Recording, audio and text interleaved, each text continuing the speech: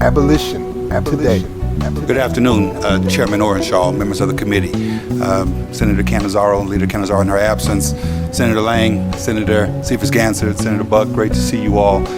Frankly, I miss sitting up there sometimes, and I sometimes envy, but sometimes don't envy what it is you're dealing with these days. Great to see Mr. Stewart, who was my very first committee manager, Natural Resources Committee, Brian Fernley, who I worked with quite a bit on Judiciary, and your fabulous staff. Great to see everyone. My name is Aaron Ford, and I am your Attorney General. I appear before you today to testify in favor of Assembly Joint Resolution 10, AJR10, which seeks to remove language from the Nevada Constitution that authorizes the use of slavery and involuntary servitude as a criminal punishment.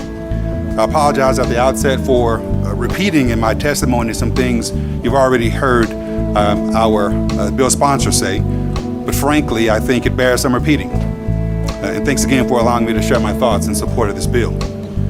Article 1, Section 17 of the Nevada Constitution currently states, and I quote, "Neither slavery nor involuntary servitude, unless for the punishment of crimes, shall ever be tolerated in this state." The clause in this section I just quoted, "unless for the punishment of crimes," provides an exception, allowing for legalized slavery and involuntary servitude, and it employs the criminal justice system to do it. As I'll reference more in a second, a similar clause appears in the 13th Amendment to the United States Constitution. And just as that clause undermines our United States Constitution, so does this clause undermine our very foundation upon which the great state of Nevada was built. Indeed, as a commentary states in 2016 film The 13th, which provides itself as an in-depth look at the prison system in the United States and how it reveals the nation's history of racial inequality, the 13th Amendment's exception has permeated our society. But back to our state's founding, the Nevada Constitution was created with urgency in 1864, hence the battle-born state, as part of the president's efforts to prevail in the Civil War, fought over slavery. The governor at that time, James Warren Nye, deemed that neither train nor postal service was fast enough to deliver the handwritten Nevada Constitution to President Lincoln before the upcoming presidential elections. According to the Nevada State Library and Archives, Governor Nye authorized for the Nevada Constitution to be telegraphed across the continent to Washington, D.C. At that time, it was the most expensive telegraph ever, costing $4,313.27, or in today's dollar, $59,229.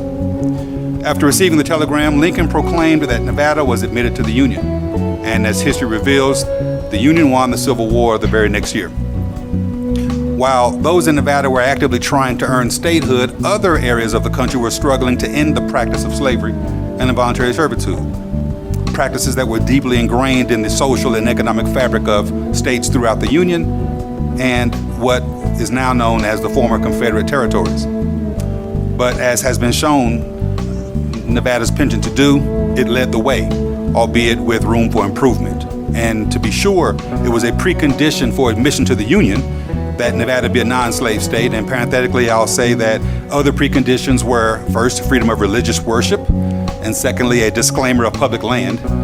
But still, Nevada was one of those leading the way on the issue of slavery and involuntary servitude. Point in fact, the 13th Amendment of the United States Constitution, which abolished slavery throughout the country, with the certain exception, was ratified after the Nevada Constitution on December the 6th, 1865. The 13th Amendment utilized similar language that is in our Nevada Constitution, however, providing that neither slavery nor involuntary servitude, except as punishment for a crime whereof the party shall have been duly convicted, shall exist within the United States or any place subject to their jurisdiction. As stated previously, yes, it contains a similar exception to the one AJR10 seeks to remove from our own Constitution. This language was often used for the purpose of circumventing the abolition of slavery.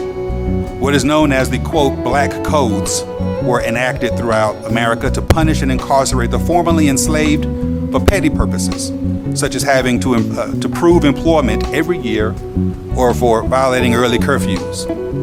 Once convicted, the government could then lease out inmates, extracting forced labor without pay. That is, states could convict lease.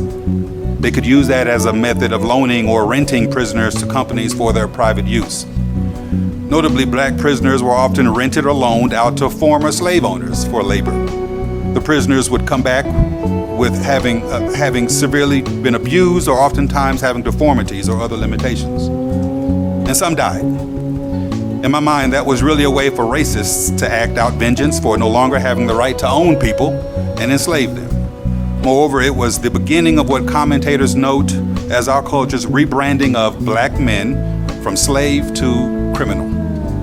For more on that, I commend to your reading a book by the author Douglas A. Blackman entitled Slavery by Another Name: The Re-Enslavement of Black Americans from the Civil War to World War II. AJR10 is designed to protect all groups from slavery and involuntary servitude.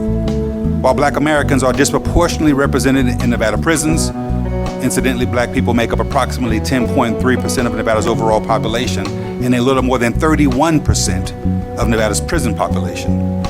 There are, however, in sheer numbers more white people in Nevada's prisons than any other ethnic racial group, with 42% of Nevada's prison population being white or Caucasian. Ultimately, I believe individuals of every race, color, creed will benefit from AJR10. AJR10 serves to rid us of the last vestiges of slavery.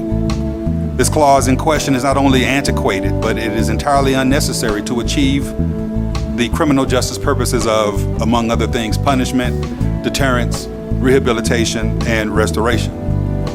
As I close, I want to share a personal story, some personal history, if you will. Introduce you to a gentleman named William Berry. Similar to Mr. Watts, I come from a lineage of the formerly enslaved. William Berry was my fourth great-grandfather, born in Fordyce, Arkansas, in the early 1800s, born as an enslaved individual. He was married with children, put on an auction block to be sold in Fordyce, Arkansas, and said he would not be sold. Stood up for his humanity. Said that his wife and children deserved to have a father, a husband and a father, and he protected his humanity.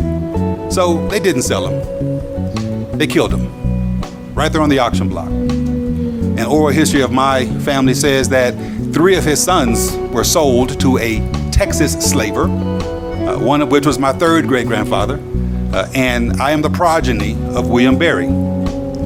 His DNA runs through my veins to this day. And today, as Nevada's Attorney General, I continue his legacy and I fight for everyone's humanity. And today you can join me and members of the Nevada Black Caucus, and thankfully every member of the Nevada Assembly, in this fight for humanity by supporting AJR10. I urge you to do so. It's the right thing to do. Thank you so much.